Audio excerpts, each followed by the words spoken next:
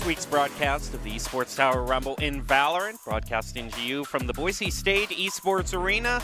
Welcome to Esports Tower Valorant. Tonight we kick off our final section of Week 15. 4 teams looking to claim the championship title, starting out with a match between the Orcas and the Octopus. I'm your host, Jacob Palmer, joined by Michael Fisher calling all of the action.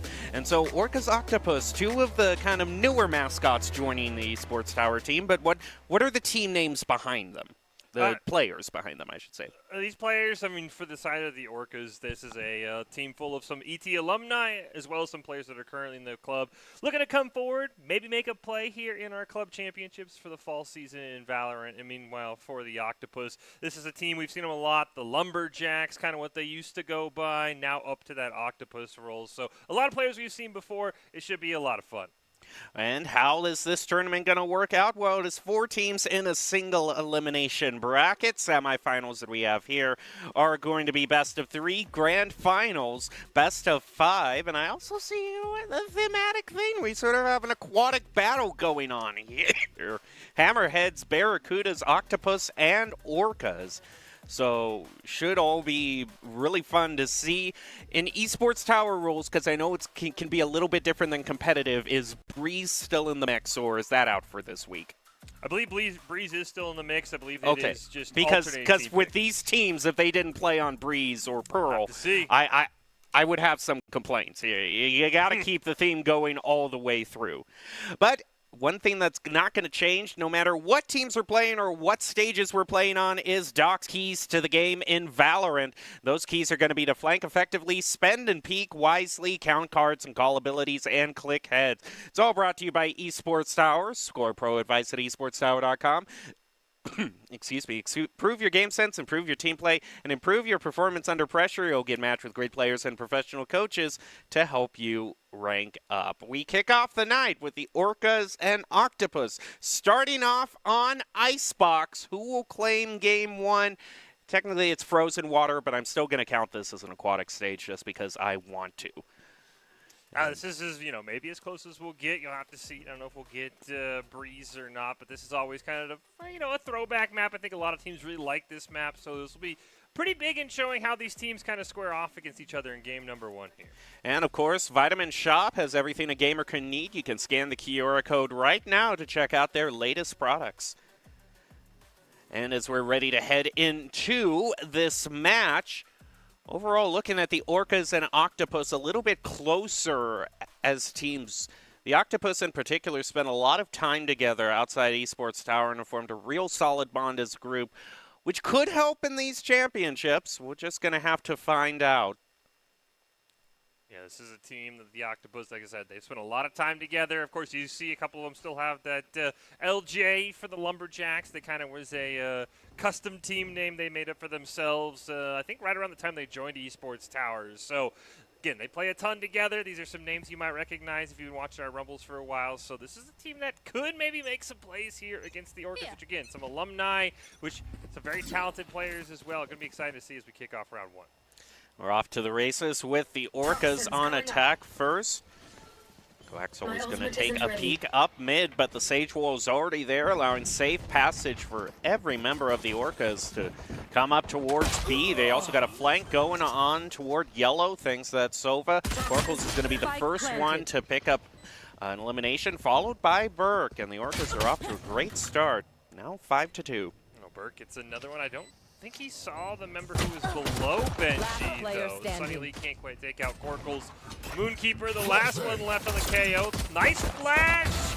Does pick up 1. Didn't even take any damage. Gets pushed here by the Jet. Picks up a 2nd. All of a sudden, maybe able to turn this, but unfortunately, 3 straight members running at you. There's not much you can do. At that point, the Orcas just had too fast of a rotation up mid. Now they're going to be able to get some slightly better gun purchases. Hopefully some guns that can get them through the next round as well. Rounds 2 and 3 to be able to claim that bonus. But one step at a time as we'll see what the Orcas have decided to go for. See, it looks like the Orcas once again want to maybe go over towards that B site. Vandal on 2. Corkles feeling confident. claim this advantage. Majabis maybe trying to get a pick, but Burke doesn't have any of that. Moving on the same route, or a slightly different route on B, this time moving up through yellow, but still moving on to B nonetheless. Sage Wall goes up for the plant. Security. Plant is going to go down with very little backlash from the Octopus. They're going to have to play on post plant. If the Octopus knew they were outgunned, figured if they tried and pushed that in a 1v3, 1v4, they were not going to be in a good spot. We'll see what Corkles can do as Burke picks up one. Shots coming up right above the Bob's sight, but already you can see the gun difference playing in here. Nice shot though. Coaxial does pick up one before he goes down. One last member of the Octopus available. Only gonna have to settle for that one pick he got earlier. Orcas win that one and now move on to the bonus round. Looking pretty good, especially since Corkles decided to take a rather aggressive purchase going for the Vandal, so having a chance to bonus with that. Yeah, I was saying, it's not your typical bonus, because as you mentioned, having the Vandal round 2, Corkles surviving, absolutely huge, so maybe on a little bit more even gun pattern than they usually would be, and I like this little change-up as well. They're going to push over to that A site, and they should have a nice 5-on-2 here, depending on how aggressive they want to be. Already, the Poison Orb being thrown out by their Viper, trying to clear out A, and it looks like that's going to be enough to drive Ben sure off. In fact, the wall goes up, and once again, an early plant for the Orcas. Yeah, no contest again. You can see KO hanging right outside the site. That Viper wall just basically walling off the whole team. It finally does go down. Here's a chance for the Octopus to maybe push in. Restesta able to get some nice info there as well, but there needs to be some sort of urgency here for the Octopus. Keeper trying to mow down that Sage Wall. At this point, that clock keeps on ticking. Coaxial is going to try to peek out. They are able to pick up one. That is going to be Corkles. Vandal dropped for the Orcas. They fight back, trading one apiece. Benji gets one-person advantage again, but they're running out of time. They have to go for the defuse now. No, they don't have time for it, and Orcas still win that. Oh, and despite winning 4-0, they lose 3 members to the bomb as well. It took too long. That they never wanted to push through that Viper wall. They let them get the plant down. They let a ton of time tick off. I think the Octopus should have a little bit more urgency when it comes to retaking sites, because now they're going to be really bad on the eco since 3 of their members got taken out by the spike. At this point, it seems like some hiccups in coordination all around, whether it's calling to move in onto the spike or just getting out before it explodes. Orca's having a bit of trouble maybe with communication. Chamber teleport is going to be thrown up. Spotted by the Owl Drone is going to force him to teleport away. Moving in a firefight, and that Marshall is just not going to be able to stand up against Burke's Vandal. Orcas now have the one-person advantage, and just like the last 3 rounds, a pretty quick plant as well. Benji does have the Vandal.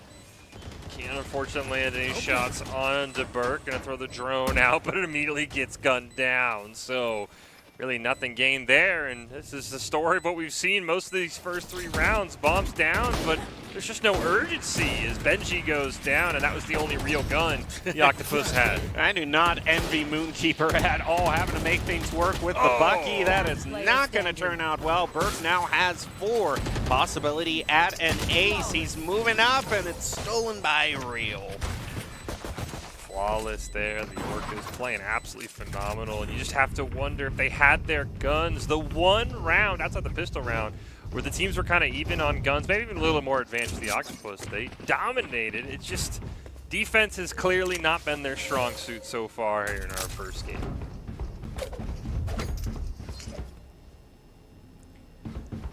Now we got 10 seconds left. Octopus still haven't opted for a timeout at this point, which if there's 1 or 2 more wins for the Orcas might be a prudent decision. Gonna have to go for Vandals here, but again, it's not a full purchase. One of them settling for the Sheriff, and already Burke just pixel perfect, already getting Moonkeeper. Burke's got that great lineup, expecting where someone's going to be. And the Viper wall goes down, and we'll see here, because right now, looks like our other round, nobody wants to go through the Viper wall.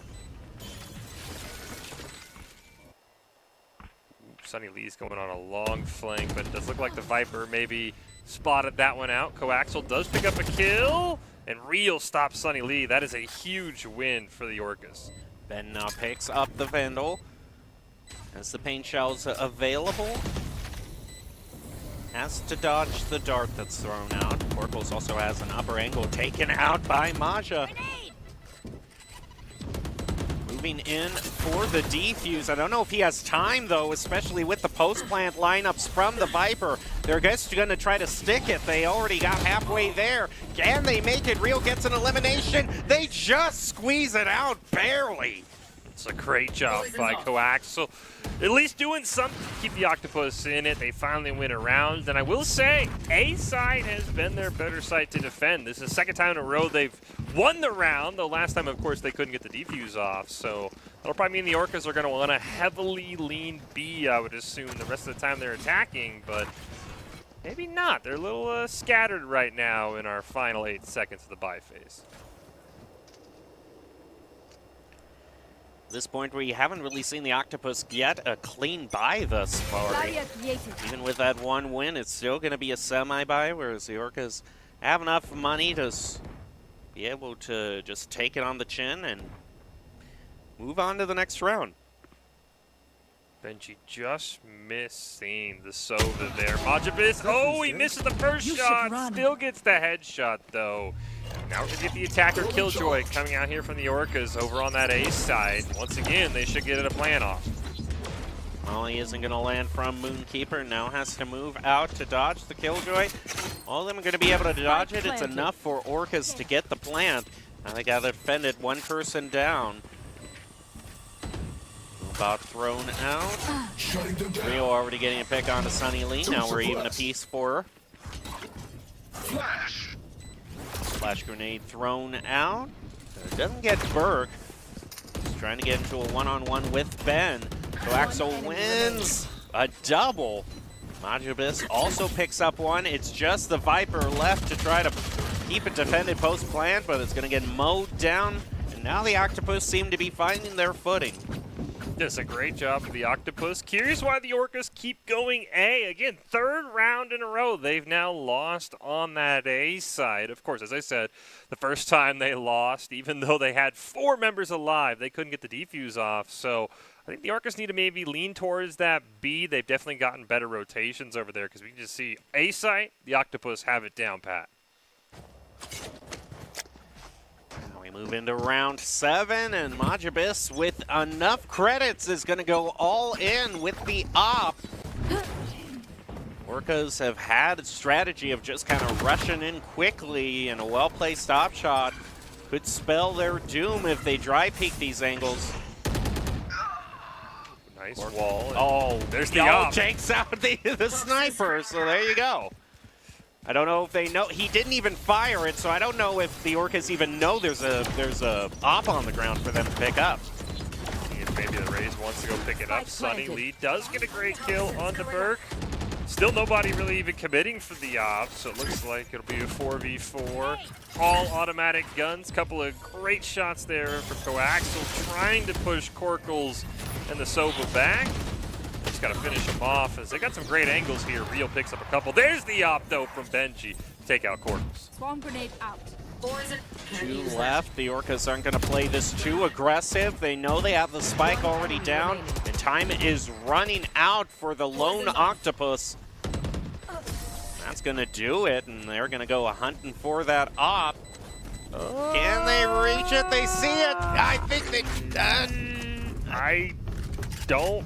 Oh, looks like from the bottom left, somebody does have an op. Okay. So I don't know if they bought it with their credits. I think you're right. They might have got there just in time. Anyone have funds to spare? But that's a great... Again, and maybe that's why, you know, like I'm saying, just go B. Don't do A again, Orcas. This is... Don't make it 0 for 4. Fool me once, shame on me. Fool me 2, 3, 4, 5. Maybe I should stop going A. Is probably what the Orcas game can should be. Speaking of ops, the Octopus not going to give up on their sniping dreams with the Tour de Force brought out from Chamber. Moonkeeper also waiting with the Bucky on a very cheeky angle. And if you miss the first shot with the Bucky, it's basically over there. Yeah, we got Corkles to about 30. Great wall goes down. Surfaces can be able to plant this. And we've seen these stories before. They wait for the Viper wall to go out, and this time, with the unfortunate eco, it's going to be a lot harder for the Octopus to defend A like they have already. Magibus can pop off. He got taken out at the beginning of the last round, so didn't really have a chance to snipe. Already the Orcas with their own op-out, however. Waiting for the audio cues. Ooh, has to dash away, and Burke with a key pick. Answered back by Magibus. Time running out on the spike. Moves in and had an opportunity to pick up the Chamber. Misses the shot. Chamber takes him out, but it's just going to have to be a moral victory for him, which is always code word for, hey, we didn't win that one. Orcas did instead, moving to 6-2. Yeah, once again, just time ticks out on the Octopus. Just the amount of utility that they keep waiting for. They wait for the Viper wall to go down. They wait for the wall to go down from Sage. They've got to be a bit more aggressive, or the Orcas are just going to really have their way offensively wherever they want to plant the spike. I mean, essentially just by, running away or not contesting the Viper wall at all, you're giving the Viper the outcome they were asking for. Exactly. You're giving a great amount of time. You allow the team who planted to basically set up defensively however they want. And now over on B, they've never been able to slow down the Orcas defensively here. And with this Killjoy going down, I think that might be the same story once again. Yep, they're all hanging back from the sidelines, just waiting for the plant to go through, and any few free seconds the Orcas can pick up to let that timer tick down on the defuse. They're going to be happy to take. And a Viper's Pit as well. So Orcas just going completely all in on post-plant strategy, and it seems to be working out for them so far. Burke taking our coaxial. Corkles next with Moonkeeper. Answered back by a pick on to Corkles and Burr. Now things are getting a bit interesting. We're down to 3 apiece. Resta takes out Magibus. Rio and Surface all getting a piece of that. That's going to be a team ace going over to the Orcas. Once again, the Orcas do a great job using all of their ultimates, spacing them out. So, again, even if they had gotten all the kills, I don't know how much time would have been left because the Octopus have just been so careful every single time. We need to see some aggression here from them. Push into the Viper or smoke. Push into the Viper wall. Don't just wait, because you are on a timer when the spike goes down. Need a drop. The Octopus they really love the idea of themselves sniping, so much so they're going to go for 3 Marshals and 8. Who am I to criticize if it works? Magibus and Coaxial going insane. It was the triple Marshal strategy that we have been blind to this whole time. You can't make fun of it when it works, and it has worked, well, at least to perfection so far. They still got a couple more members they got to kill. And of course, outgunned like this, it's going to be a little bit harder. Make it another Marshal kill. It's all up to Real on the Viper. Gets one.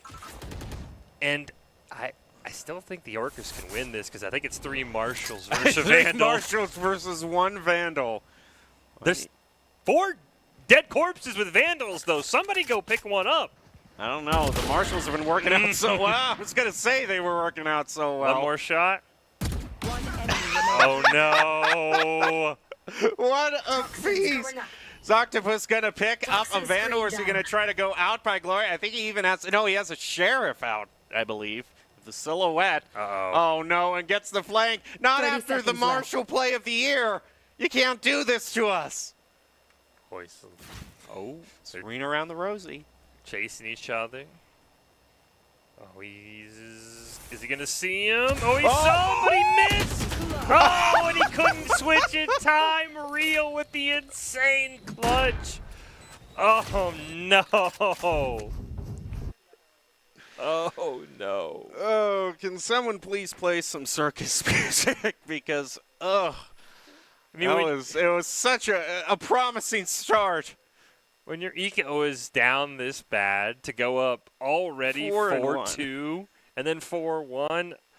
Oh, and I think he was one shot, too, hit the Marshall. If one more bullet had hit real, instead, you see there 16, 2, and 4. And this man right here is a big reason why the Orcas are up 8-2 right now. Suppress it. A little bit of a util thrown out, knife destroyed by the Orcas as they move in for a quick charge on A. Well-placed Molly is going to keep that KJ at bay. They have to wait that out. Board being picked up by the KJ. Moving around the corner, and Benji has that sideline not locked down. Ooh, stopper. Ooh, got one. Does he expect the Sova? No, he did not, but a great job by Benji. The revive is going to go out, though, from Korkle. So Burke right back in the action. It's a 4-on-3 for the Orcas here as the spike's going to get planted. Spike planted. Nice flank by Octopus. Picking up 2. It's going to be brought back to 2 apiece thanks to Burke. Last player standing. Burke gets another. Just one left for the Octopus. It's Moonkeeper, throws out the flash grenade. Only has 5 bullets left, though, so unless all these land, Korkle's hanging out with and up. Oh, that is a nail-biting angle. I think this is just going to, I don't know if he's going to have enough. Oh! If only Korkle's held on for a little bit longer, he wouldn't have had time. What a great headshot, and he gets the completely anticipating it. Absolutely Oh, phenomenal he misses. play. Had an opportunity, probably might have been able to get a torso shot, but that point, Korkle's just couldn't really decide on an angle. Oh, got caught. He was throwing the ice, and he gets caught. Moonkeeper had 2 shots left in that gun, and they had to both land. That's a big momentum round for the Octopus heading into our final round before the swap. We're going to have double offs. We'll see who comes out on top between Burke and Maj Abyss, if we get maybe a little op battle going out. Knives brought out, immediately going to start paying dividends as they take out Benji. Went down pretty early, is characteristic for the Orcas, and Viper's Pit as well. The Octopus have their own Viper's Pit, maybe going to just try and absolutely clutter the field here around the spike. I mean, your last round to use it, so you might as well. Ooh, firing through the Viper's Pit already takes Moonkeeper down to 0 health. And there's Fury also out.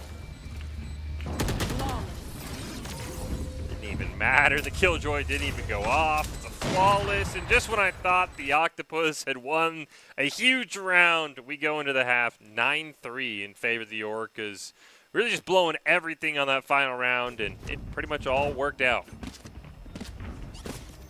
Half a minute left, so Orcas now, how do you think they play this on defense? Because normally defense is a bit more passive, but Orcas have shown they're a team that just love to charge in. Yeah, I would expect them to try and maybe take mid-control, get right up in your face. Kind of like we saw the Octopus try a couple times on B, where you have someone right around the corner. But I think really the bigger question is going to be how the Octopus want to play it. They had so many rounds where they were so close, but their lack of willingness to push through utility, to push through the Viper wall, when you're on the timer to put the spike down, that's going to show because you're eventually just going to run out of time if you're waiting and waiting and waiting for the perfect setup. Orcas are going to take this one rather slow. They're going to Majibus force him to teleport away. They haven't even really pushed forward at all. Sunny Lee, the only one, maybe looking to get that alt orb, going to pick it up. And I will say the Orcas have played a bit more passively than I expected here, round 1 on defense with pistols. But again, you got like a 2-1-2 split here for the Octopus. It's the exact opposite of what we saw from the Orcas, who would just kind of 4 or 5-man jam down whatever site they wanted to play it on. Teleport's ready. Majibus moving up gingerly through towards A. Burke gets one pick onto Benji. Majib is trying to clear out A, but Burke already fresh with one pick. Going for the other.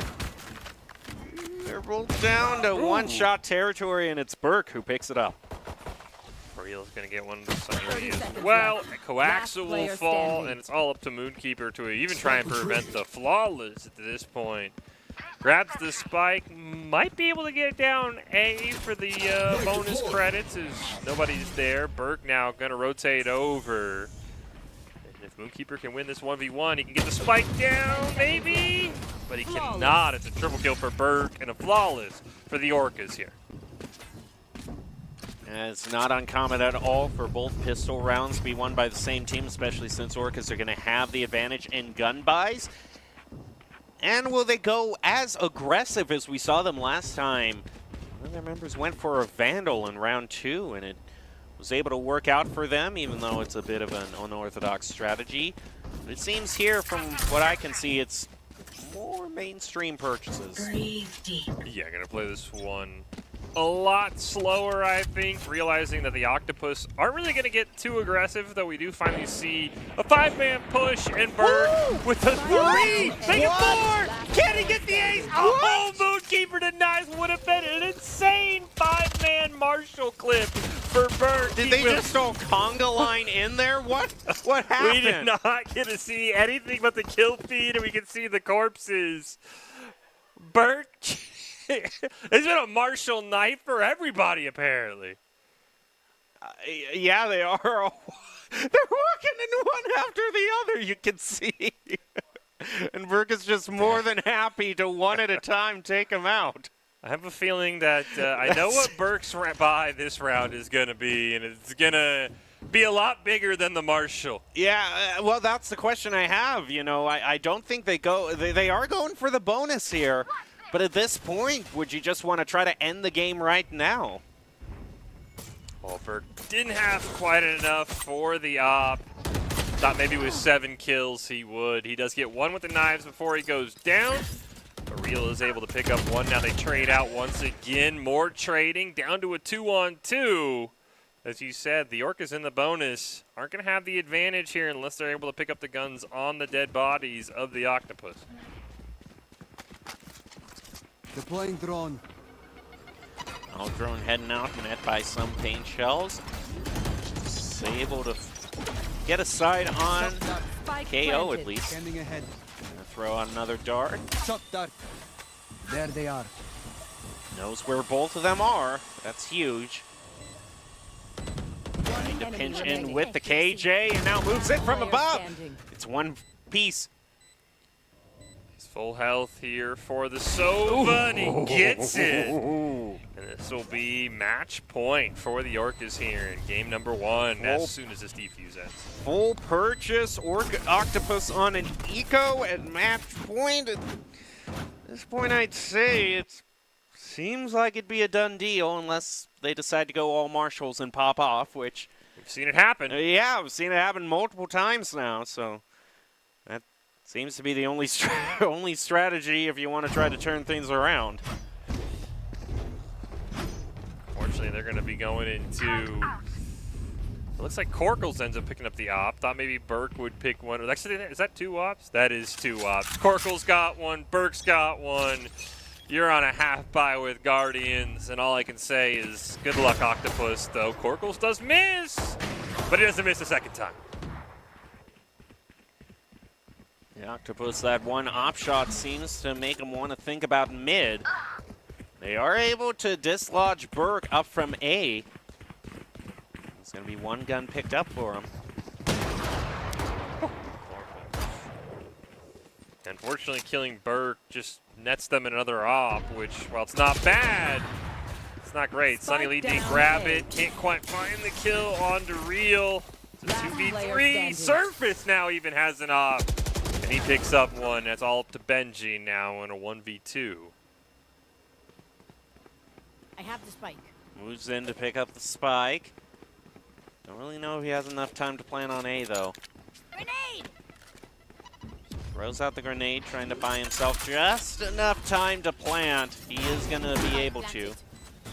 Has his location revealed by that dart. That's going to make things very difficult. And that's just about it. A great job by the Orcas, not letting that round get too out of hand for double ops. Coming down to a 2-on-1 is a little sketchy, but the Orcas get it done, and they go up 1-0 here in this series. Well, Fish, ultimately going at it alone can only get you so far. Ultimately, if you want to increase your chances of success, you have to level up your teaming skills.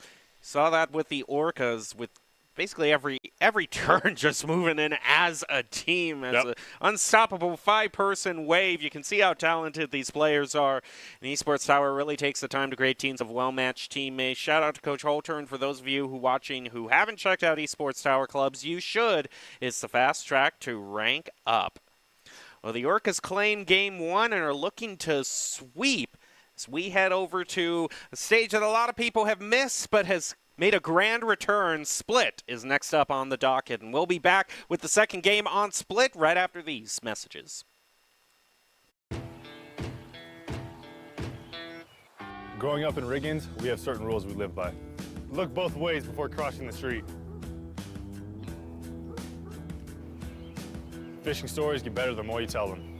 Small town life makes your life anything but small. Never work alone when you go hunting. And always buckle up. Seatbelts save lives. That's a rule we can all live by.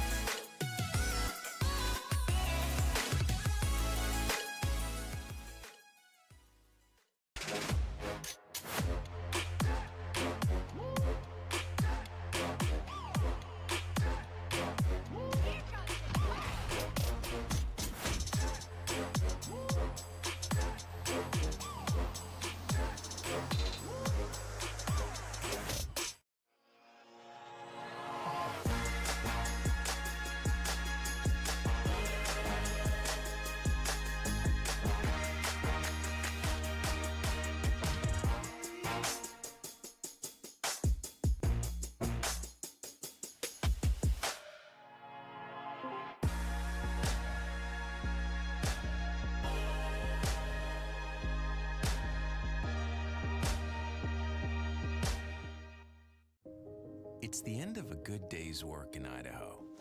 Time to punch out. Time to check in and catch up. Time to remind ourselves that what we work for isn't a paycheck. It's to make the good things we have even better. So here's to your good day's work. Idaho Central Credit Union. We believe money is a thing. It's not everything.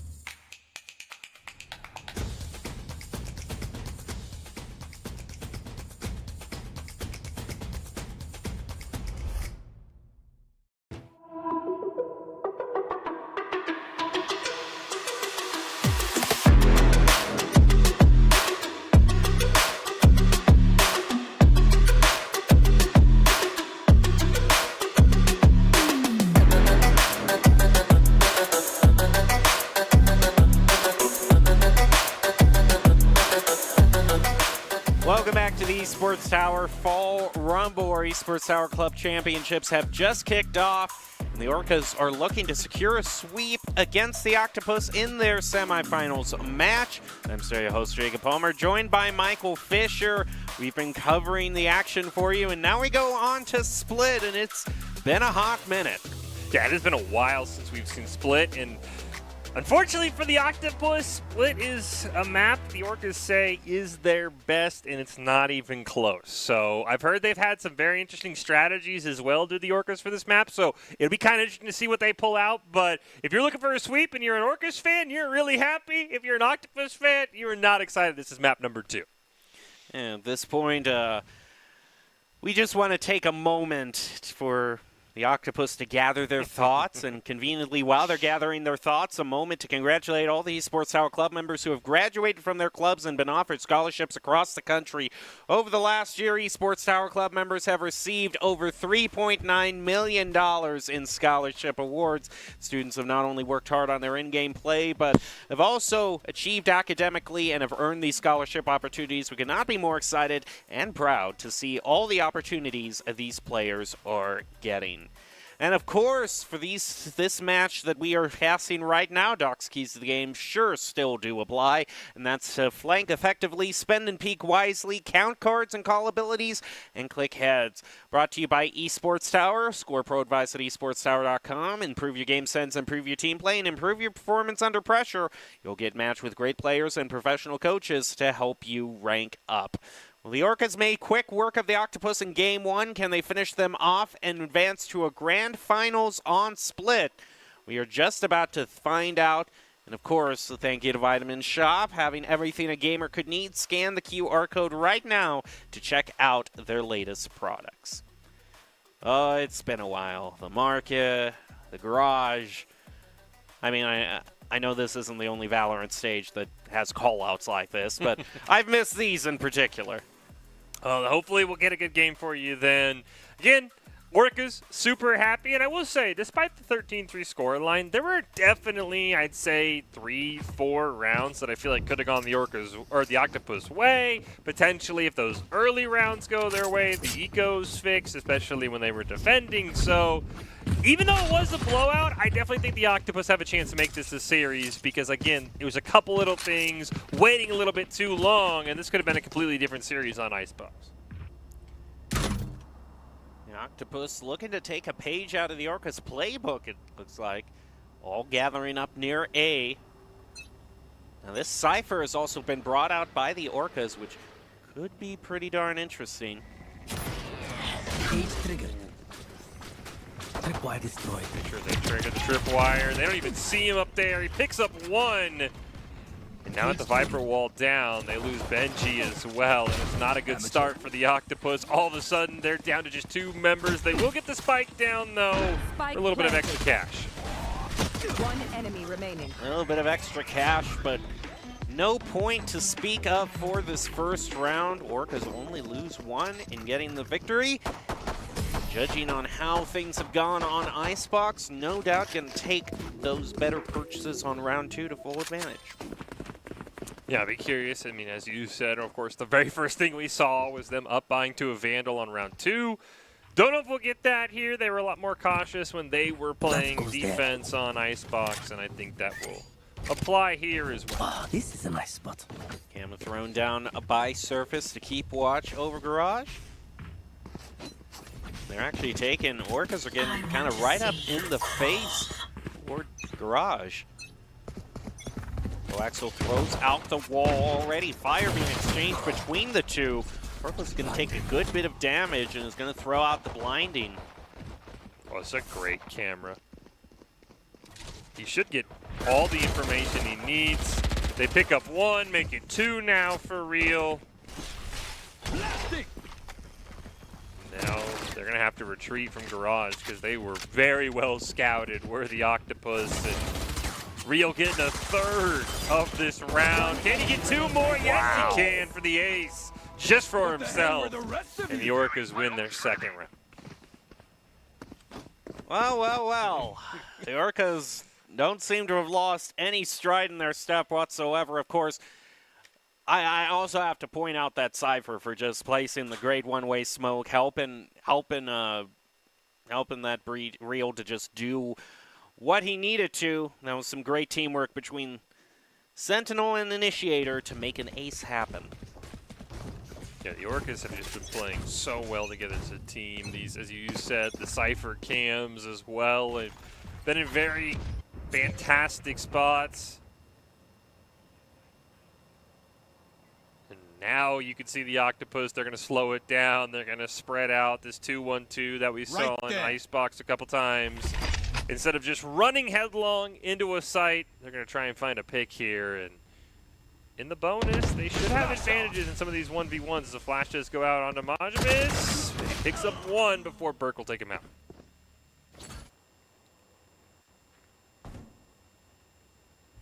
Baresta keeping an eye out over A. It's not going to work out. Even got a few shots in.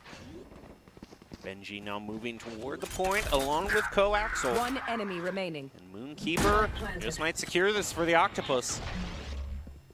It's all up the surface. On the wrong side of the map.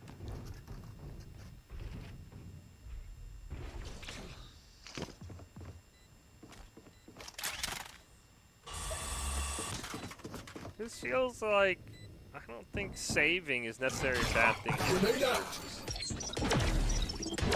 At this point, though, Axel Surface only picked up. Oh no, he does have a Vandal, so yeah, I would say a save here probably isn't the worst option, but he's going for it. I think he's honestly maybe trying an exit frag? Yeah, I think he's looking for an exit frag. He just missed that KO around the corner. And he will save. I think that's a good call by Surface. Don't throw your guns away. Don't throw your extra credits away. Just pick up a free Vandal and help your teammates out if somebody needs the extra credits. We can also take a look back here at this immediate play. Now, another thing that I got to point out here is that Split isn't the only new thing that we're seeing here. Majibus decided to bring out Harbor for this particular match, so one of the first times we've seen him in Esports Tower as well. And this was just a great double. If only. I mean, I think you could also see a headshot was gotten there by that Sage, but fortunately it wasn't a headshot with the Vandal. It was on the Phantom, and that 10 health was all that the Octopus needed to continue pushing through.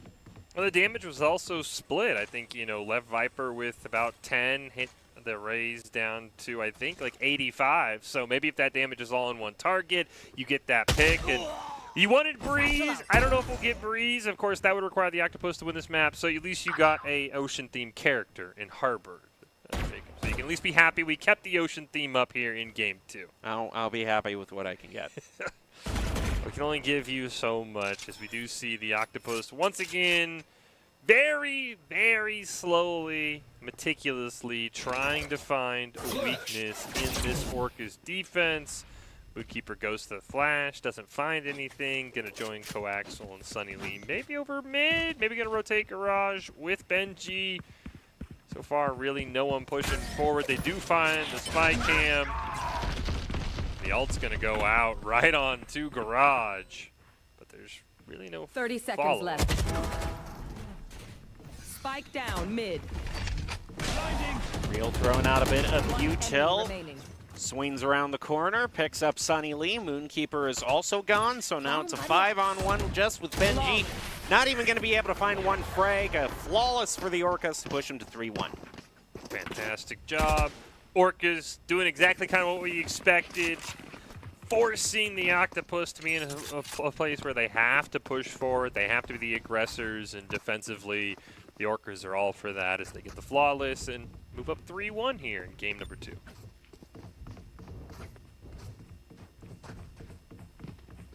And also, it's pretty interesting. Orcas really seemed like they were planning to go on the defensive first with the double Sentinel pick. Seems to have worked out so well for them.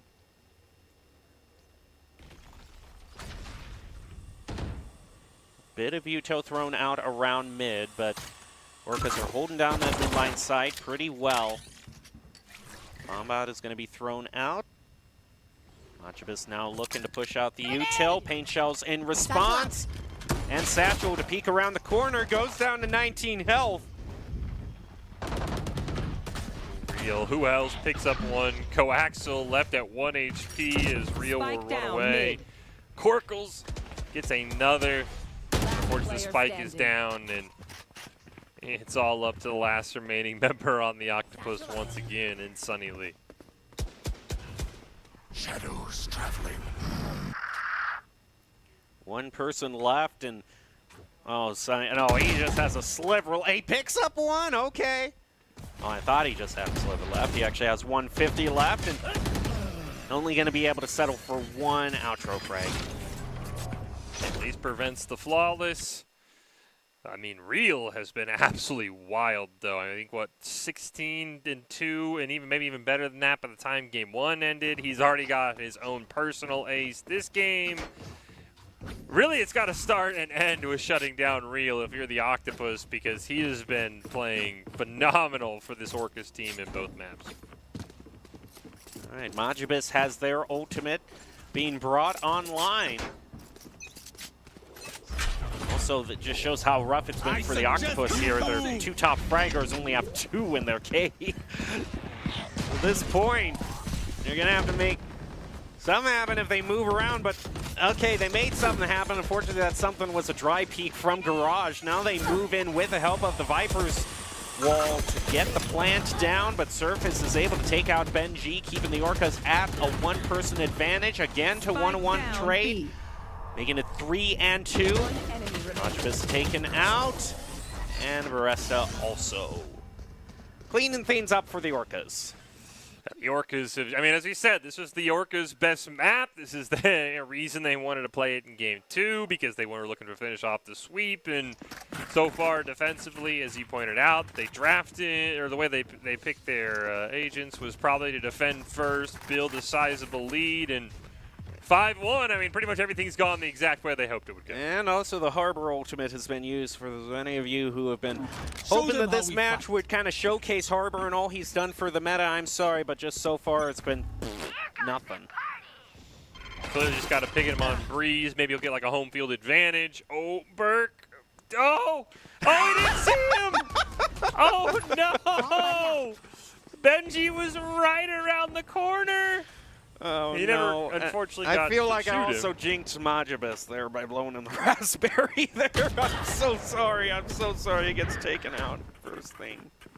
Benji does finally get revenge on Burke, telling him, make sure you fully peek the corner next time with the showstopper up. Could have been a guaranteed kill. Instead, he found nothing.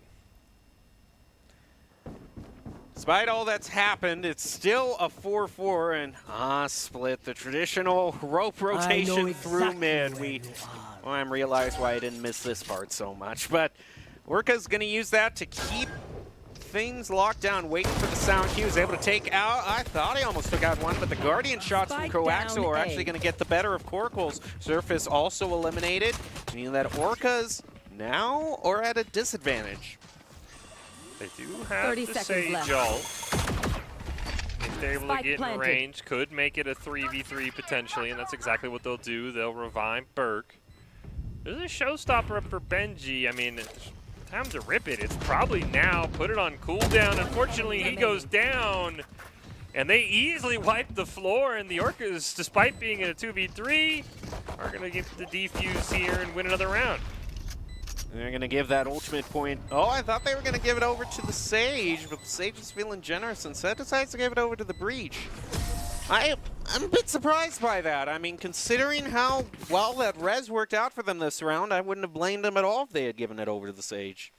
Yeah, I'm curious how close the Breach is to the Rolling Thunder. Maybe it's one of those where it'll be up next round. Let's get that online. Who knows if the Sage all will be up again, especially with the way they've been dominating. I mean, before this round, they didn't really ever need the Sage ult, so maybe that was the thought process as well. But again, there's a great retake there by the Orcas, and it's 6-1 now. Looking to make it 7-1 and really kind of pull away on this game number 2.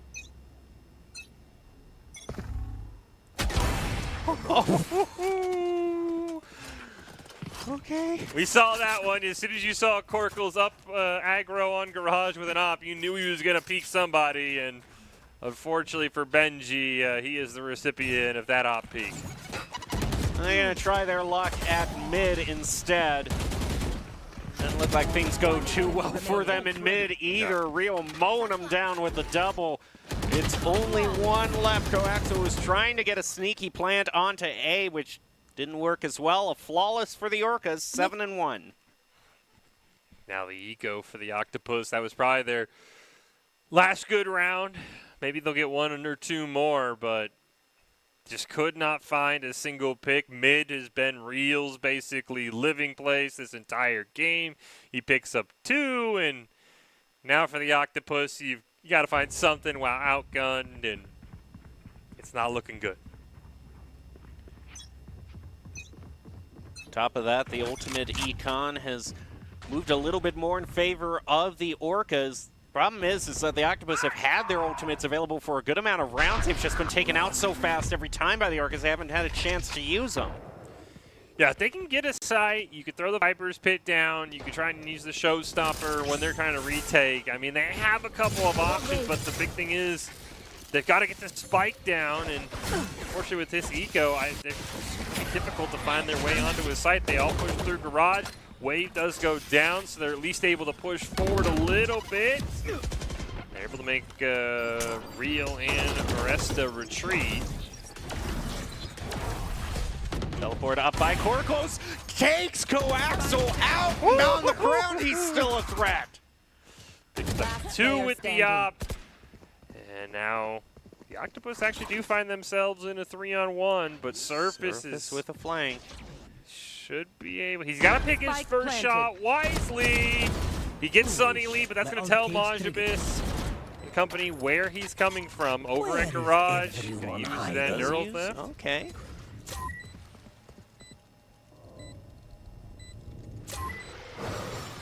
It's the second. Oh, wow. Oh, tries to flip. Almost gets it. That's going to make it 7-2. It's a great win by the Octopus, though. Great use of the air utility. Finally able to push the Orcas off the side. And, you know, Corkle's got very aggro here with the op. I mean, it worked. He did pick up 2 kills. Okay, the question that I have is you obviously see all of the sidelines of this harbor is blocking off. The thing is, can you still technically call it a smoke because these are technically water? I'm gonna go with yes. Okay. Because what else? I mean, you call it a mist. It's smoke on the water. It's what you're saying. Yeah, you call it maybe call it fog. Fog's a little bit more concealing than mist. So that's true. It's a heavy fog instead of a smoke. I like that. It's more thematic too. Oh, Resta is gonna get the wall pushed down, get slowed by it, and Majabis used that to take out their Sentinel. Sunny Lee also getting a pick onto Burke. Orcas and Octopus tied at 3. They do have the ult for Sunny Lee as well if he can find a body. Well, never mind. He is returned to the grave. There's a great pick there from Real in mid. Again, he has basically just been here the whole time. Corkle's going to get another op kill onto Majabis. All of a sudden now it's a 1v3 for the Octopus. Moonkeeper finds 1. We'll see Surface Lowell almost clutch last round. Does Moonkeeper have the clutch in him this time? Oh, he just missed him. Goes for the plan. Orcas can slow play this, however. 1 flash expended. There's only 1 left. Orcal's moving in with the op. Gonna throw out 1 smoke. Try to bait out the defuse. 1 enemy remaining. And with the help of Moonkeeper. Oh, you're seeing Corkle's close range op skill. Oh. Not quite what you were hoping for.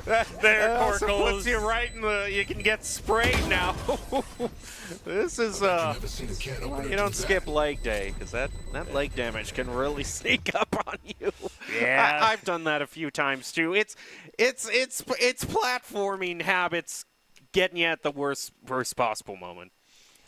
One of the few games where I don't know if there's a game where just slight fall damage is more punishing here. And again, hey, big shout out to Moonkeeper. Back-to-back 1v3s. This time the 1v3 does end up working out for the solo, and all of a sudden now it's 7-3, and I mean, Enemies It's nearby. nice to see such a. Uh-oh. I saw that Sage with an op. Resta still has the angle too. Oh, okay. Luckily for the Octopus, they survived. Let's come down from Harbor. I know Fortunately, exactly. the water tide's not high enough to reach Burke up there in the tower. They are trying a bit of a pinch through mid with the help of Spike Moonkeeper, planted. but he's going to be unsuccessful in dislodging Real from his perch in heaven. Viper's Pit heading out. Burke, another pick onto Coaxel, immediately negating the Viper's Pit, moving in with the satchel jump. How did he? How's he still alive? He figured it out. The Orcas. Who do they want to give the all point to? Looks like it's Burke. Yeah, Varesta's pretty close on their ultimate. Has 3 left. The problem is, yeah, they'd rather have the guaranteed showstopper given over for this last round before mid. That was a great pick by Burke right there onto Coaxel. If he lives, that Viper's Pit stays up. Maybe we're looking at 7-4. Instead, it's 8-3, and the Octopus trying to find a way to keep this game as close as possible before they swap. See what they can do in the final round.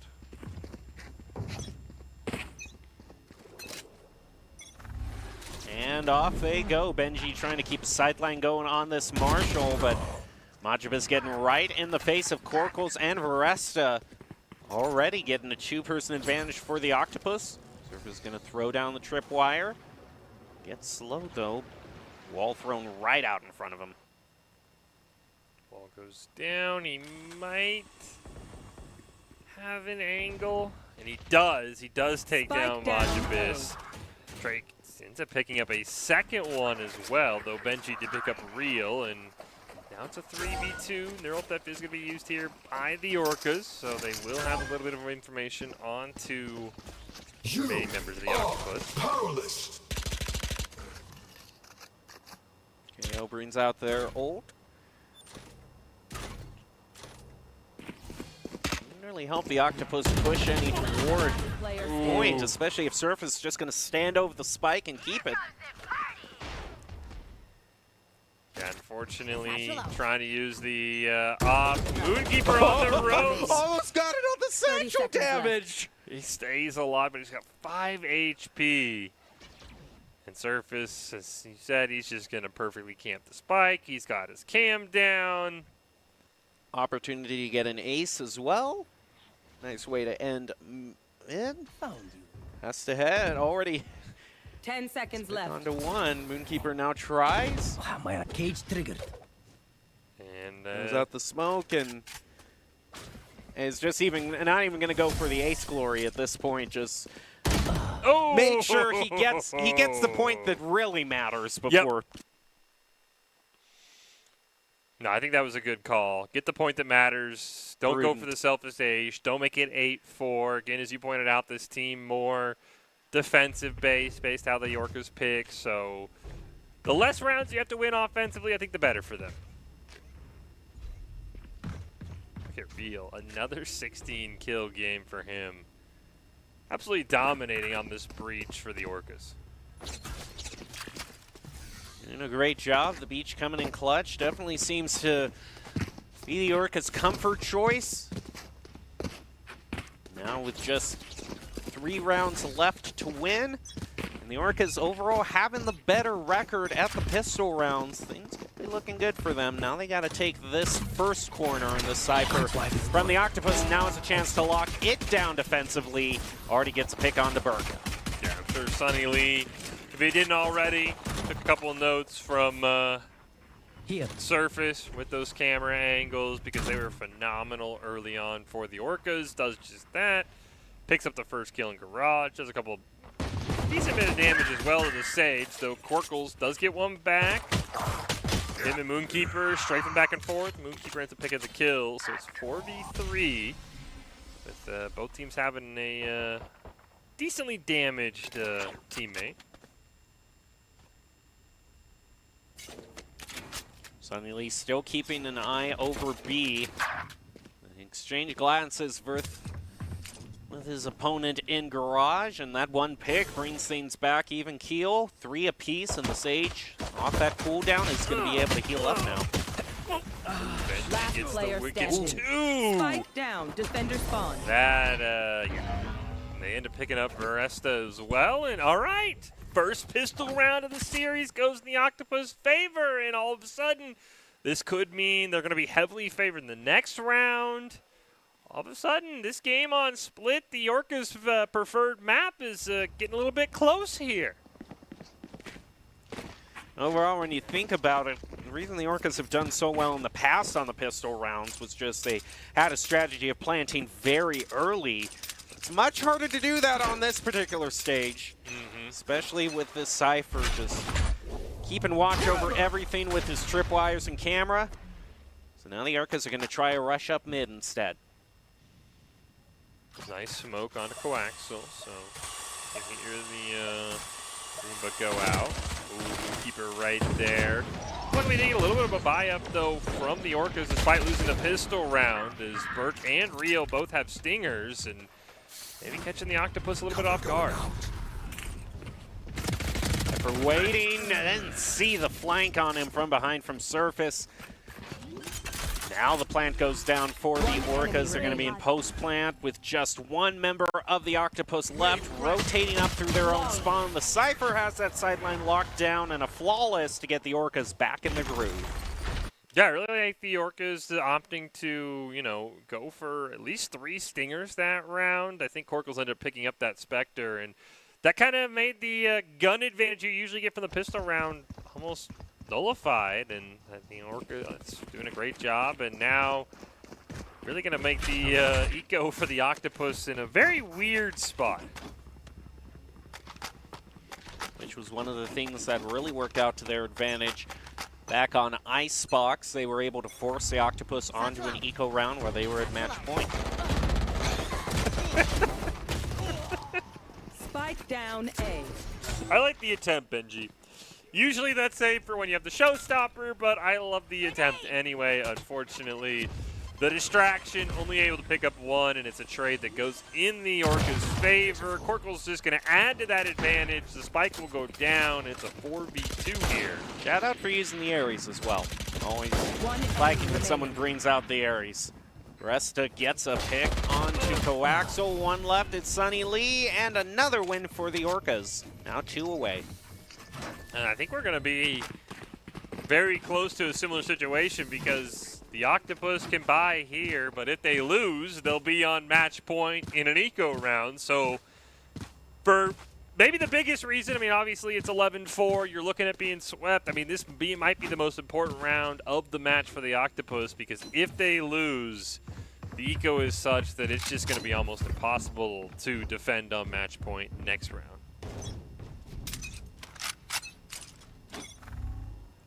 Round starts. They're already going to lock off the sideline from mid to allow at least their Raze, Burke, to rotate up through it. They're all hanging out in garage for the most part, however. Gonna have to go up against Sunny Lee. The camera placement for Sunny Lee is going to be very important here. Moonkeeper does pick up first blood of the round. That is huge. Already the Orca's down. Surface is going to get that plant down, however, on B. So a timer now on the Octopus. Coaxial picking up 1. Can't quite find Corkles with the Guardian, though, as Corkles will find a second with the Vandal. The 3-on-3. And get a 2-on-3, though. There is a neural theft for Surface if he can survive. But I don't know if he expects Benji behind him, and he might just stick the defuse. Still going for it. I think he's got it. Yeah, he does. Enemy remaining. End up losing, but Yeah. Well, at least they still mess up the eco somewhat for the Octopus by getting rid of all of them. At this point, it's good play from Coaxial. Corkle's just insane, though. with what he can do and just picking up doubles like it's nothing. Unfortunately, that one pick peek around the sideline gave him a 3-on-1 that he was not on the favorable side of. Unfortunately, losing despite winning the round since both members went down post-plan, as you said. The nice camera there. That is fantastic. The Eco's still going to be in a very weird spot. I like this. Also, the neural theft. The neural theft is interesting. I mean, maybe they don't know the Eco situation because, I mean, I would have saved that until match point, but instead, you know, who am I? You're already up 5-1. Might as well just stomp them out, and that's exactly what the Orcas are going to do. Sunny Lee, hey, at least gets one, avoids the flawless, but it's match point regardless for the Orcas. The only thing I would say to that is Cypher's ult is really kind of unique, and it's the only one that you can say I'm saving it for the next round, but the opportunity to use it. Sure. It's not like any other ultimate where you can say, okay, I'm guaranteed to use this next round because I can just rip it.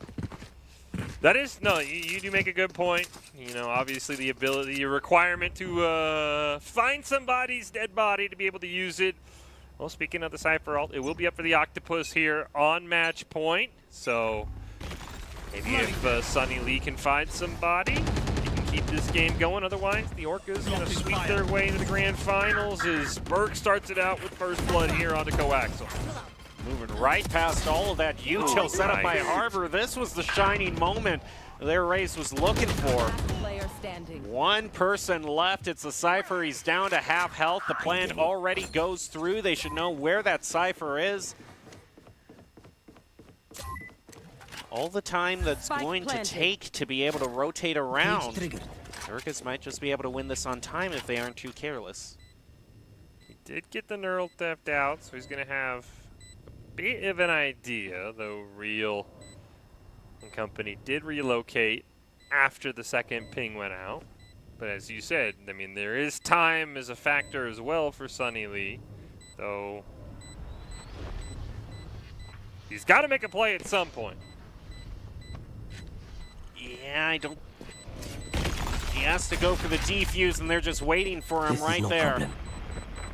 Yeah, at this point, yeah, they got it.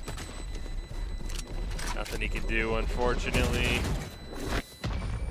And that is going to be the victory for the Orcas. 13-5, another pretty decisive victory for them. So congratulations to the Orcas. You're going to be moving on to the next round.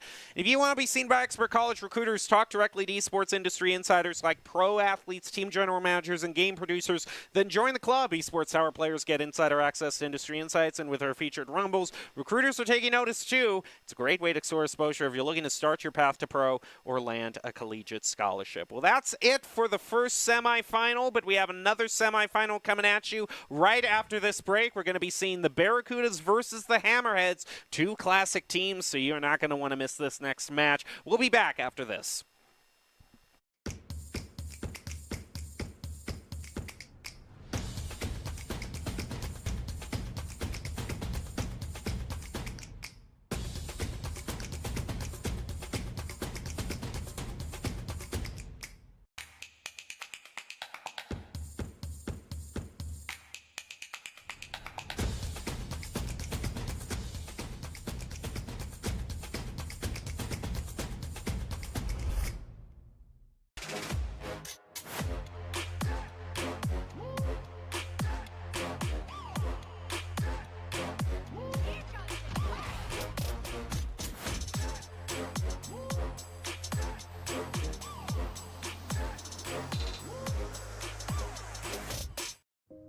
It's the end of a good day's work in Idaho.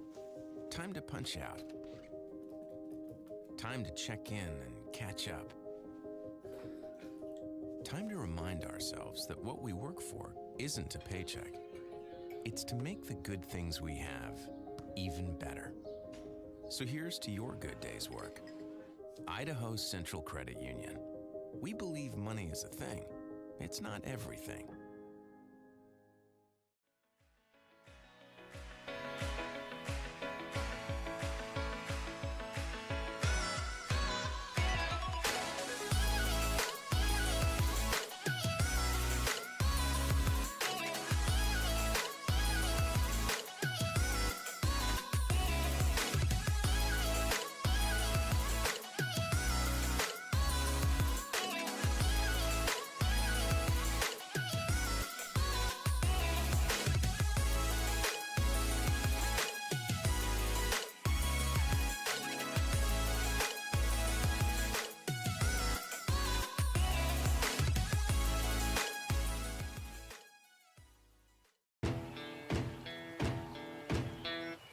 Growing up in Riggins, we have certain rules we live by. Look both ways before crossing the street. Fishing stories get better the more you tell them. Small town life makes your life anything but small. Never work alone when you go hunting. And always buckle up. Seatbelts save lives. That's a rule we can all live by.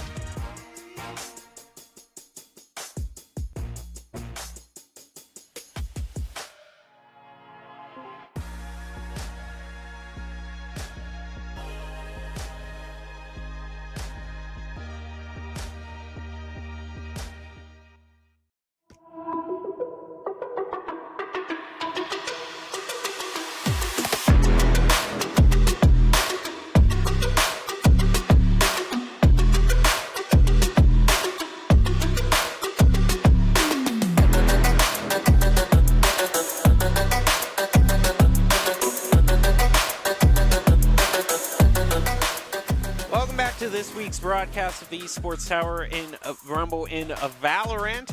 The Orcas have punched their ticket to the grand finals, so now the question is, who will join them in the other semifinal match of this week? I'm still your host, Jacob Palmer, joined by Michael Fisher. We're about to get into the second semifinal match of the night. This one is going to be the Barracudas versus the Hammerheads, two very well-known teams. Yeah, two well-known teams. The Hammerheads have a lot of players that we've been seeing for quite a while, and the Barracudas roster is absolutely stacked. If there's a favorite coming to this tournament, it is the Barracudas hands down, so it'll be very curious to see how this team does. They've got a couple players who we know haven't played in a while, but when you see the names on this team, you're going to realize, yeah, there's a clear favorite in this series, but who knows? We don't play the games on paper. We play them in-game, so we'll have to see if the Hammerheads have a major upset in mind. Well, one thing that can help you on your way to an upset is if you follow good advice, and that's going to be Doc's keys to the game in Valorant. And that's to flank effectively, spend and peek wisely, count cards and call abilities, and click heads. It's all brought to you by Esports Tower. Score pro advice at esportstower.com. Improve your game sense, improve your team play, and improve your performance under pressure. You'll get matched with great players and professional coaches to help you rank up. So who will head into the next week with a 1-0 lead in the second semifinals? We're going to find out soon. The map, again, is split. And, of course, just a moment to thank our friends at Vitamin Shop that have everything a gamer could need. Scan the QR code now to check out their latest products. And again, the Hammerheads, they have a lot of players who have been really improving recently. I think this is a very, very strong team. I really do think it would have been interesting to see how they match up against the Orcas, maybe against the Octopus, because it really does feel like you take a look at this Barracudas team. You've got Prestige, who was just crowned the Esports Tower Fall overall MVP. You've got Avian, who was just crowned the Esports Tower Fall Valorant MVP. Plus, we've got Mr. Memphi making his return, Kinetic alongside him, and let's throw Atlas in there as well. This team is swift, they are deadly, and 1-0 feels like 15-0 against this team because they are absolutely looking to run you down. It is just the final few seconds, the calm before the storm. Now, as for the Hammerheads, Kiko's been proven lately. His mental is a lot better. Gameplay is as solid as always, but when you're going up a team against the Barracudas, your mental is going to have to be on point. Or you see a charge up through mid by the Barracudas. They're facing almost no stop whatsoever. Kinetic taking out El Diablo. They're already on to the B side. Completely uncontested, though. Kikion does get one before Memphi takes him down with the Sheriff. And this should be an easy plant for the Barracudas as the rest of the team looks to regroup. Sub-Zero on his way. Spike planted. Now they've got a retake here at a 4v3. Gets down to ground level, instantly One taken out enemy by remaining. Atlas. That's a triple for Atlas, and a pretty easy point for the Barracudas. Yeah, Barracudas, I mean, we've seen, I mean, obviously we're only one round in, of course, but there's a lot of similarities to what we saw with the Orcas, who are already in our grand finals. They push as a team. I mean, you saw it. It was a 5-man, jam it up mid, immediately run towards B side. Anyone who tried to contest them was already in a 1v5, 1v4. This team does a really good job, and Kinetic with this judge tells me I think we're about to see a repeat, and it's going to be a lot harder to defend now that they've got Spectres and judges than it was in round 1 with Pistols. Linfi already with a wallbang taking out El Diablo. I like this flank, though. This is a good way to throw an aggressive team off guard if you can get behind them. Problem is, by the time they get into position, I think they're already going to have taken out this Brim, making it a 5v3. When your whole team goes on a flank and the opposing team doesn't want to slow down, yeah, the flank was basically nullified. The plant does go down. They do see the jet up there. Kinetic's going to find a third of the round, and all of a sudden it's in a 5-on-1 here for Sub-Zero. 3 suppressed. Now he denied the flawless, at least.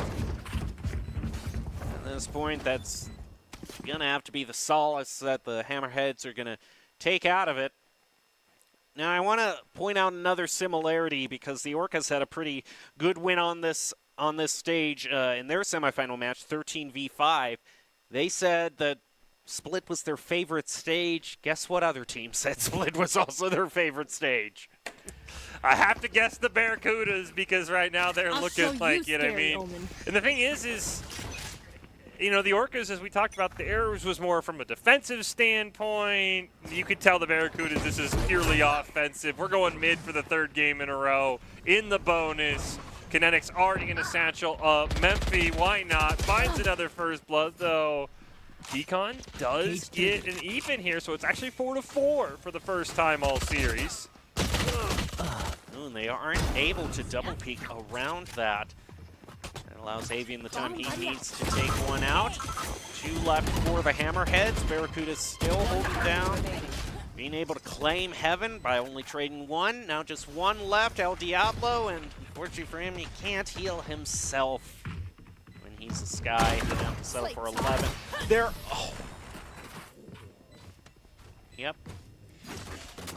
Well, I mean, when you're at 11 HP, it doesn't really matter. You know, a strong gust of wind might have taken out El Diablo, but I mean, this Barracuda's they're leaving. I mean, they're not really leaving a lot to guess about here. They're saying we are going to run it down your throats every single time. Now, though, maybe got to go over to Garage. I don't think so. So maybe more of a split this time. Yeah, more of a split. I think they're having just too much fun rushing down mid to quit now. It works.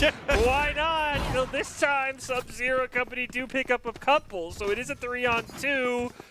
Unfortunately, going to realize there's no good guns because they're still bonusing on round 4. Spike planted. And the spike is planted right behind them. It's just a repeat of what we saw in round 2. Barracuda's just a bit too fast in planting that spike, and they're going to get the flank on through heaven. Like it was nothing. 4-0. That should just be illegal, honestly.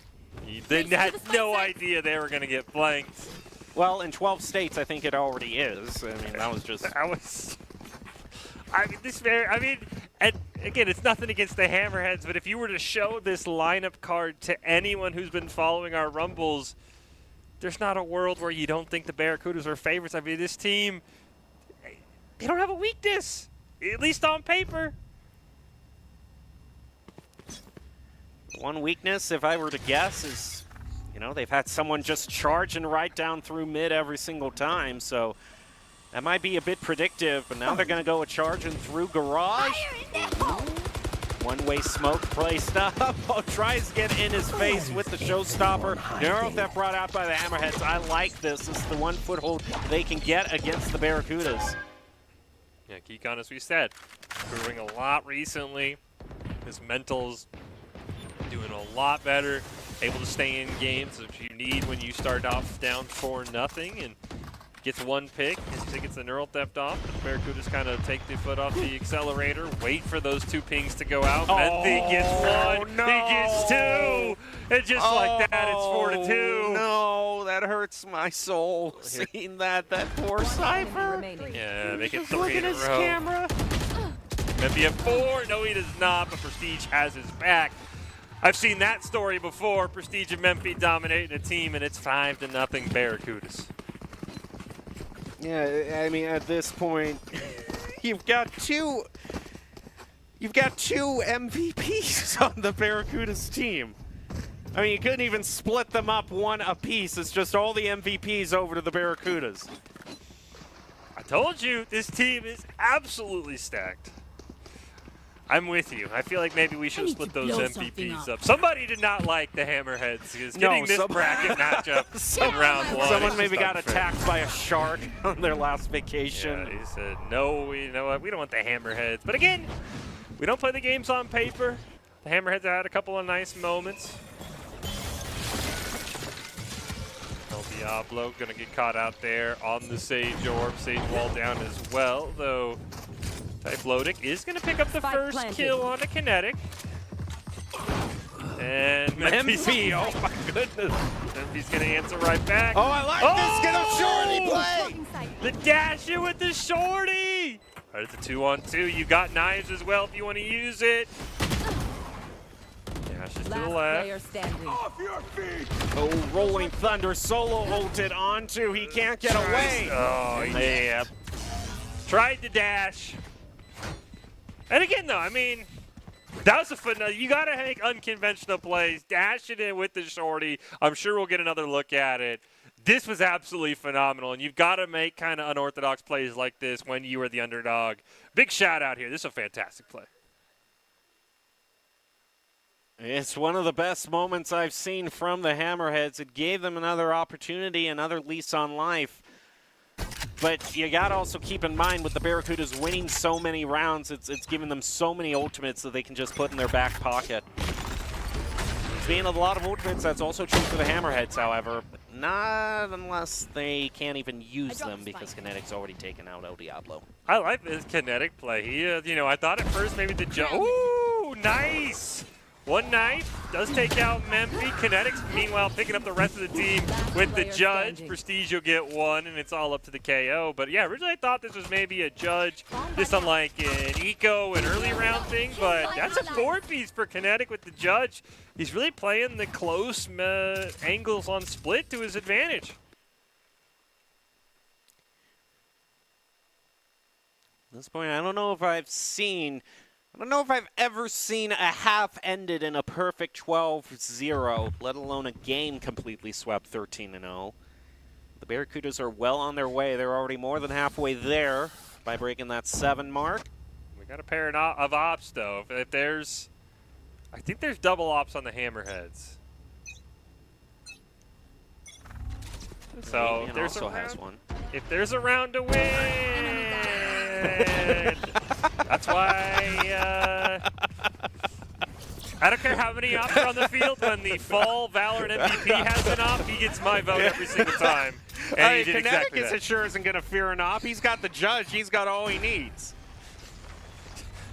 Maybe as long as no one tells Kinetic there's full automatic guns in the game, I like the Hammerhead's chances to win a round.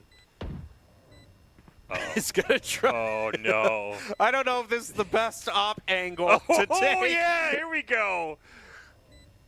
Oh, this could be I like the confidence, at least. Player Oh, you...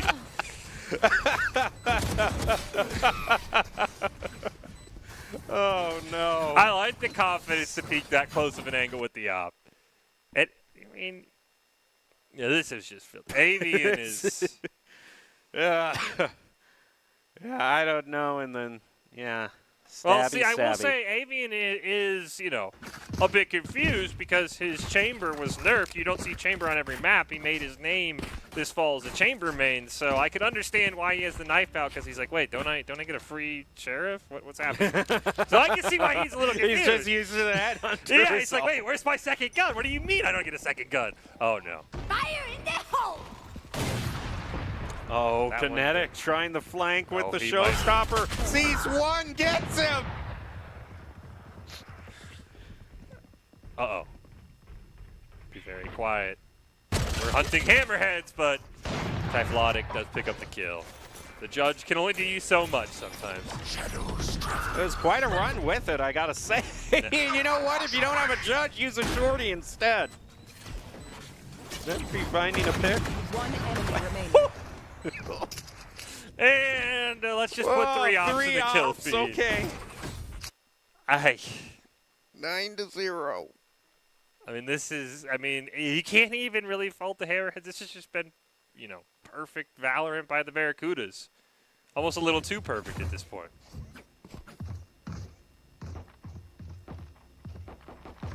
At this point, I would normally say that an Omen ultimate isn't something to be used to cheat. It might be used to, distract the other team for a second or two, but, maybe grab the spike, get some info. But the way Barracudas have been playing, I think he's going to go for quite a play with it. And that's my prediction. They kind of have figured out the kinetic play, though, unfortunately. Back with the judge. Well, I like it. They combine the stun from the breach with the satchel from the raise to just kind of get in your face. Picks one more up on the ropes and says, hey, you know what? Why not pick up a different judge skin?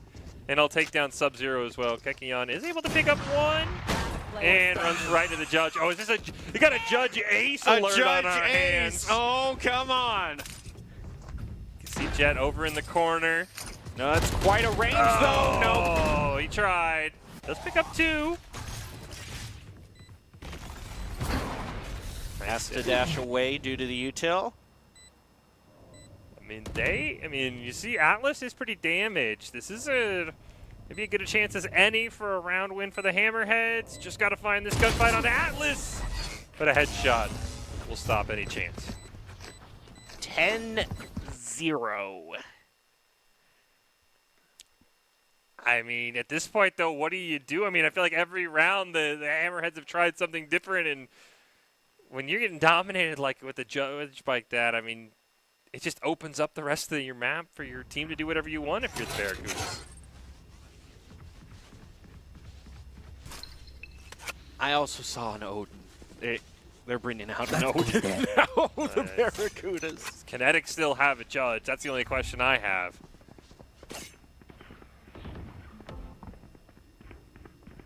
El Diablo waiting up in heaven.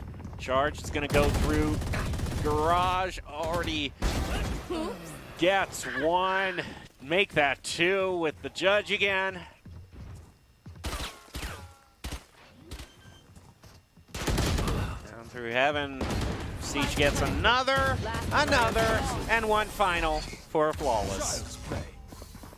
I will say, despite the scoreline, I do think that's the Last round. first flawless we've seen, which is interesting because the Orcas, I think, got 2 or 3 per match. So the fact that Barracudas have dominated like this but only gotten their first flawless, it's kind of interesting.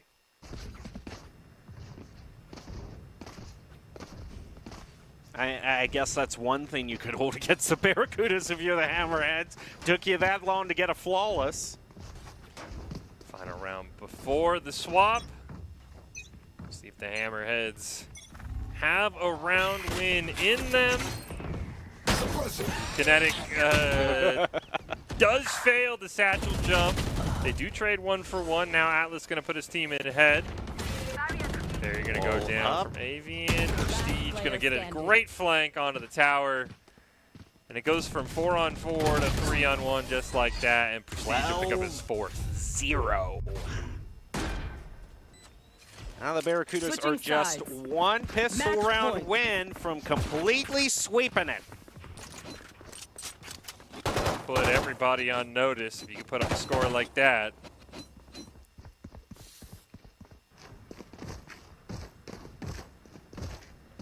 I don't know if you try something unorthodox here if you're the Hammerhead. You try to get kind of crazy with it. Maybe you just kind of full aggro through Garage.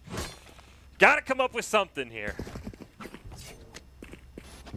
Well, it seems they're doing a move that the Barracudas have done a lot themselves, a charge through Garage. The problem is Memphi is waiting right there with the sightline.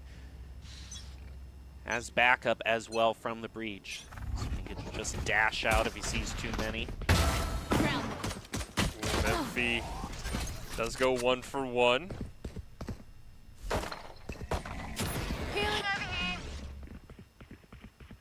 Healing brought out by their Sky. Emma. Pick up in mid from Kiko. Barracudas now find themselves at a disadvantage. Smoke's down. A lot of smokes thrown down through garage. It wears off. And Prestige is going to be more than happy to take advantage of that. Oh, Diablo eliminated, so now it's 3 apiece again. It's a great little angle there for Prestige. Thought he might hold it. Avian did try for the flank. They take him out. And Prestige with the double kill in garage. Can't find it, but Atlas. By 1. They get their perfect win. They were so close. The Hammerheads, their best round was saved for last, but it wasn't quite enough. Well, if you want to be seen by expert college recruiters, talk directly to esports industry insiders like pro athletes, team general managers, and game producers. Then give up because the Barracudas are already going to outdo you at everything. No, I'm just kidding. But if you want to join the club, you should. Esports Tower players get insider access to industry insights with our featured rumbles. Recruiters are taking notice, too. It's a great way to score exposure if you're looking to start your path to pro or land a collegiate scholarship. I mean, heck, if there's recruiters watching, I know what team you're looking at. Hey, I mean, you never know. There's always a game 2 next week. I mean, you know. In any sport, there's no team that's ever gone perfectly undefeated for the end of time. Somebody's got to be able to beat the Barracudas. Hammerheads, I think they learned a lot from that. Again, I mean, their final round was the best round, right? Despite down 12-0, it's not like they just threw in the towel and kind of just rolled over. I mean, the closest they got was in that final round, so maybe they've got something in store next week, or maybe the Orcas Barracudas are just destined for a grand final showdown.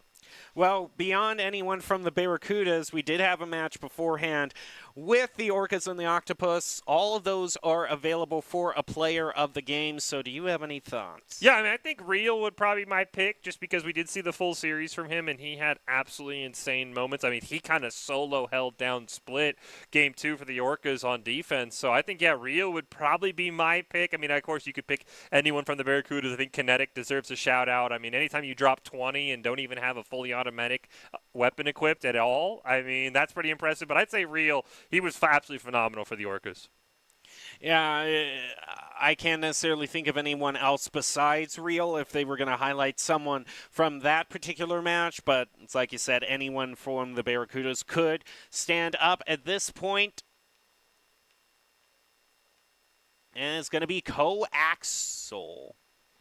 Yeah, from the Octopus, I believe. He had a couple of great performances. Again, I think this series, despite being, 13-3, 13-5, was a lot closer than those scorelines indicate. There were several rounds where the Octopus just were a little bit too slow, couldn't defuse in time, and Coaxel on that Viper had a couple of great plays, especially with how messed up the eco always was. So I think that's a very deserved player of the game for someone who may have come in a losing effort, because Coaxel did everything he could to try and keep the Octopus in this series.